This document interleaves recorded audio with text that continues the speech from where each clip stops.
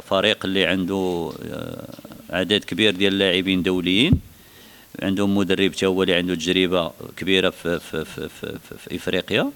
كما قلت لك عندنا عزيمه ديالنا، عندنا الاراده ديالنا، عندنا الجماهير ديالنا اللي نتمنى انها تحضر. فغادي نلعبوا ان شاء الله، بنحاولوا نجريو المقابله كما كيبغي الجميع بمعنويات مرتفعه، لانه ضمننا البقاء ديالنا. كما قلتي واخا كنا ضعاف، ولكن الحمد لله العام الجاي ما غاديش يكون هادشي ان شاء الله. اللي بانوا لي في مستوى كبير هما في طنجة وكذلك في قنيطرة ديال الجمهور.